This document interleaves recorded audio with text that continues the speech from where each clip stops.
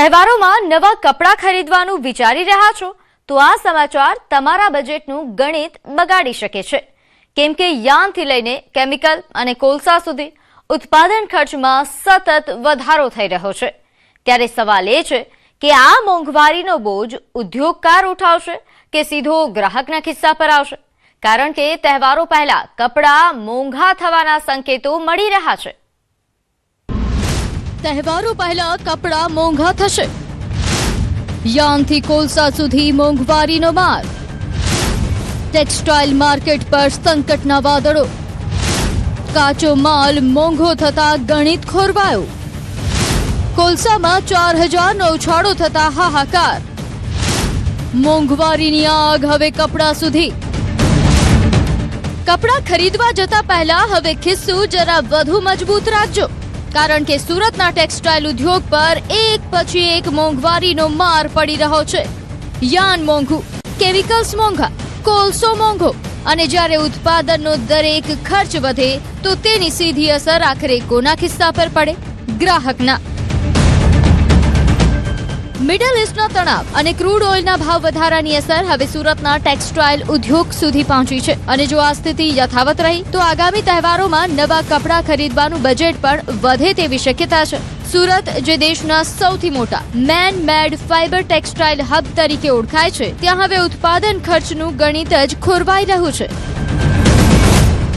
યાનથી શરૂ થતી ટેક્સટાઇલની સફર ગ્રે કાપડ, પ્રોસેસિંગ, ડાઇંગ, પ્રિન્ટિંગ અને ફિનિશિંગ સુધી પહોંચે છે, પરંતુ આ સમગ્ર ચેઇનમાં ક્યાંક ને ક્યાંક પેટ્રોલિયમ આધારિત કાચા માલનો ઉપયોગ થાય છે। એટલે ક્રૂડ ઓઇલના ભાવ વધે તો રો મટીરિયલ મોંઘું થાય, રો મટીરિયલ મોંઘું થાય તો યાનના ભાવ વધે, અને યાન મોંઘું થાય તો વિવિંગથી લઈને તૈયાર કાપડ સુધીનો ખર્ચ વધી જાય। અર્થાત મોંઘવારીનો એક ઘા ટેક્સટાઇલની આખી ચેઇનને અસર કરી રહ્યો છે, અને હવે તેમાં વધુ એક મોટું ઝટકો લાગ્યો છે કોલસાના ભાવનો।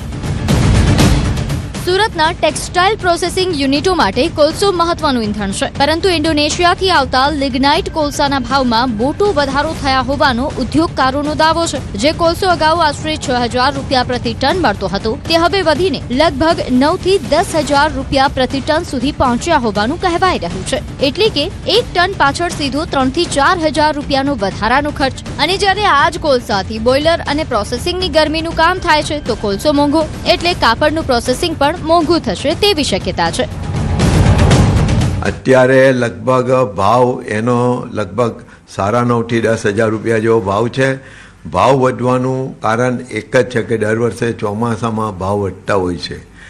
આ વખતે જે ભાવ વધારો થયો છે તેમાં બે કારણ લાગે છે કે અત્યારે એક જ પાર્ટીનો અત્યારે કોલસો આવે છે, જે બીજી 1-2 પાર્ટીનો કોલસો આવતો હતો એ અત્યારે કોલસો આવવાનો ઓછો છે।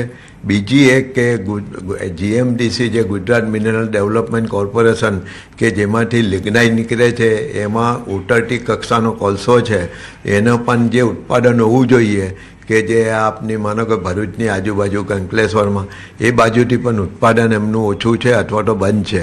એને લીધે કોલસાની અછત થતાં ભાવ જલ્દી ઉપર આટલા બધા વધ્યા છે।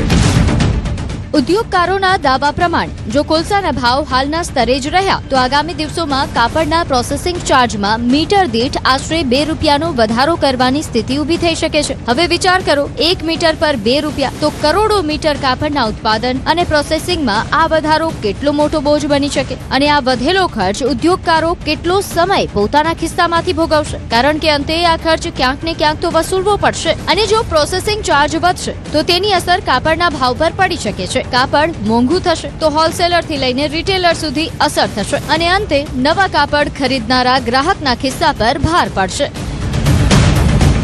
મીટરે 1 થી 2 રૂપિયા જેવો અત્યારે વધારો દેખાઈ રહ્યો છે, એટલે કપડું 1 થી 2 રૂપિયા મોંઘું થશે, પણ એને કેવી રીતે પોષણતામાં આપણે ભાવ કરવા, એને માટે અમે વિચાર કરીને યોગ્ય આનો નિકાલ આવશે।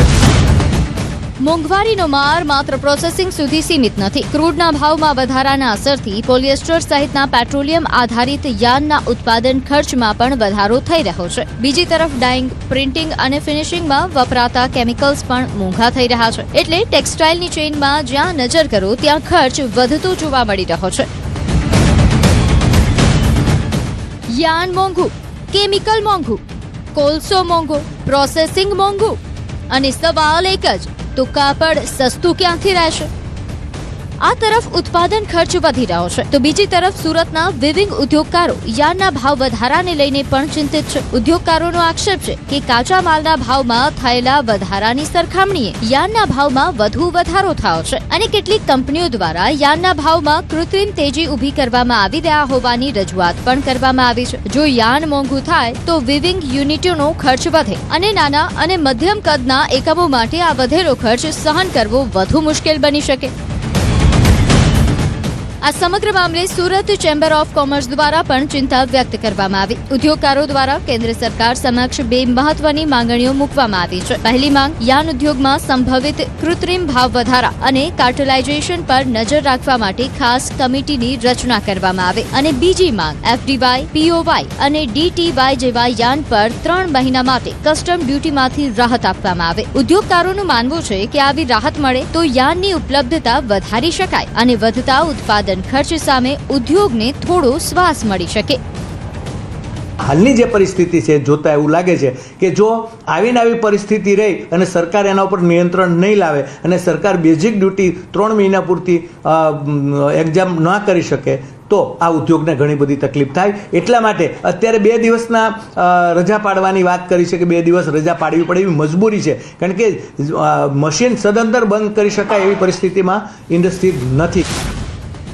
સુરતનું ટેક્સટાઇલ માત્ર કાપડ બનાવતું ક્ષેત્ર નથી, પરંતુ તેની સાથે weaving, processing, dying, embroidery, trading સહિત અનેક નાના મોટા વ્યવસાયો જોડાયેલા છે. લાખો લોકોની રોજગારી આ સમગ્ર ટેક્સટાઇલ ઇકોસિસ્ટમ સાથે જોડાયેલી છે. એટલે જો ઉત્પાદન ખર્ચ સતત વધતો જાય તો તેની અસર માત્ર ઉદ્યોગકારના નફા પર નહીં પરંતુ સમગ્ર ટેક્સટાઇલ ચેઇન પર પડી શકે છે. ખાસ કરીને નાના વિવિંગ અને પ્રોસેસિંગ યુનિટો માટે વધતો ખર્ચ મોટો પડકાર બની શકે છે. અને હવે સૌથી મહત્વનો સમય પણ નજીક છે. તહેવારોની સિઝન, દિવાળી સહિતના તહેવારોમાં કાપડની માંગમાં વધારો થાય છે. લોકો નવા કપડાં ખરીદે છે, બજારમાં ખરીદી વધે છે. પરંતુ જો એ જ સમયે ઉત્પાદન ખર્ચમાં સતત વધારો થતો રહે તો સવાલ એ છે કે તહેવારોમાં કપડાની માંગ વધશે કે કપડાના ભાવ? જો ઉદ્યોગકારો વધેલો ખર્ચ ગ્રાહકો સુધી પહોંચાડે તો કપડાં મોંઘા થઈ શકે અને જો ભાવ ન વધારે તો ઉદ્યોગકારોના નફાના માર્જિન પર સીધી અસર પડી શકે. એટલે બંને તરફ ચિંતા જ ચિંતા. અંતે વાત માત્ર સુરતના ટેક્સટાઇલ ઉદ્યોગની નથી. વાત છે એ કપડાની જે ફેક્ટરીમાંથી નીકળીને વેપારી સુધી પહોંચે છે, વેપારી પાસેથી ગ્રાહક સુધી પહોંચે છે અને જેની કિંમત વધે ત્યારે સૌથી છેલ્લે તેની અસર સામાન્ય માણસના બજેટ પર પડે છે. હવે જોવાનું એ રહેશે કે સરકાર યાર્નના ભાવ પર અંકુશ લાવવા, કોલસાના ભાવમાં રાહત આપવા અને ટેક્સટાઇલ ઉદ્યોગને વધતા ઉત્પાદન ખર્ચમાંથી બહાર કાઢવા કેટલા ઝડપી પગલાં લે છે. નહીંતર યાર્નથી શરૂ થયેલી મોંઘવારીની આ આગ તહેવારોની સિઝનમાં ગ્રાહકના ખિસ્સા સુધી પહોંચે તો નવાઈ નહીં.